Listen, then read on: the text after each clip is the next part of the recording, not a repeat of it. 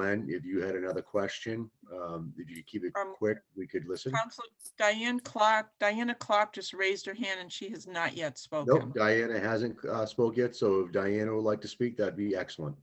How you doing tonight, Diana? If you can state your name and your address for the record. Diana Clark, and I'm at 279 Concord. You can hear me? We can, Diana. How you doing tonight? Okay.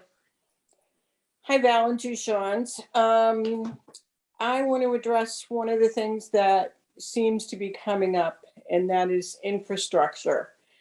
I cannot figure out how the planning board got through all of this without taking all of this into consideration.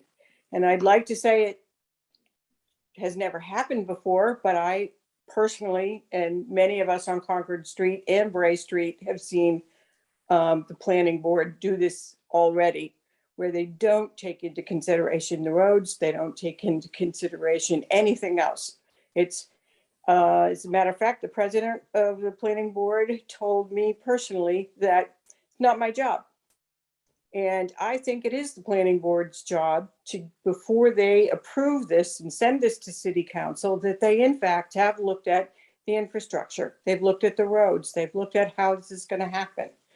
And the water. I don't understand how we can get this far without that being done. It's perplexing to me that it happens over and over. If I were city council, I would just send it back to them and say, do your work. Don't make me do your work for you. Because you're now putting city council in a situation where they've got to run around and find out all these questions. Send it back to the planning board and make them do it. They just never, ever seem to take that into account. And I don't understand why. Go ahead. All right, Diana, thank you for your comments. And we will certainly take them into consideration and try to find some answers for you for the next time we get together before this matter. I do want to just interject, just to make a comment, Diana, before you get off. The planning board, they are volunteers and they work tirelessly to do the right thing today. So I know sometimes there might be an issue that you're concerned with, but I just wanted to mention that. And the fact that Shawn Henry is spending all this time, volunteer time, to just try to help answer these questions is really a tribute to his character. And I know that you weren't picky on him personally, but I'm not picking on Shawn at all. I just have seen this over. We're in a huge lawsuit right now as a result of not paying attention to infrastructure. You know, it's like, come on. Not to get off on a off topic.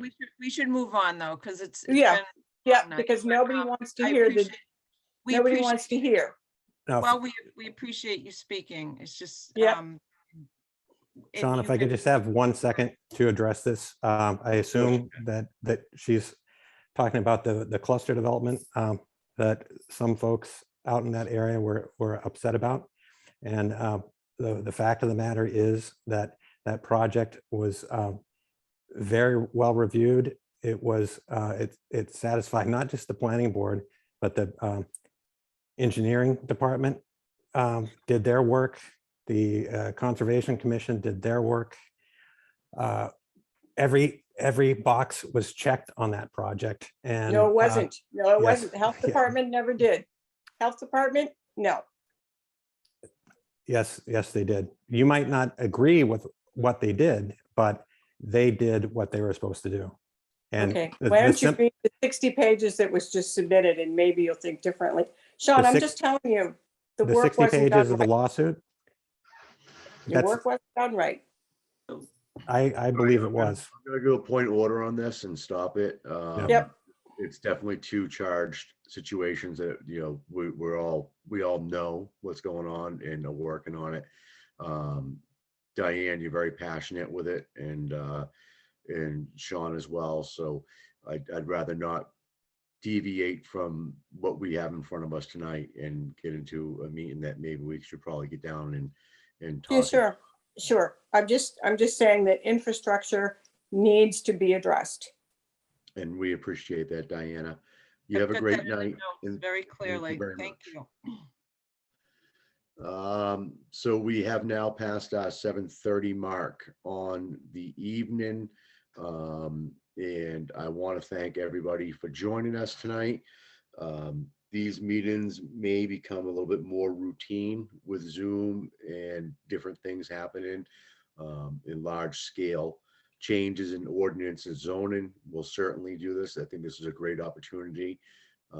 It's kind of like a musical band going on tour and reaching out to all aspects of the city through different media operations.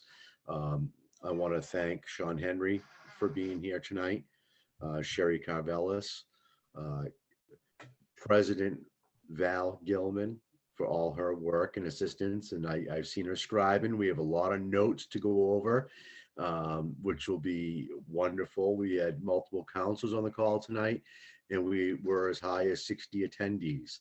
So people did attend and they enjoyed, or I don't want to say enjoy, but they got to listen and be heard, and that's what's important to this. So in closing, obviously, if you want to get in touch with us, 1 second, Val, you can contact us through our emails. And also, if you wanted to reach the full council, you can go to the council logo, or you can go right to Joanne Sinos at jsinos@gloucestermass-mass.gov. And finally, the public hearing should be scheduled for February 22nd, 22. But we'll see what happens with the movements and the meetings. And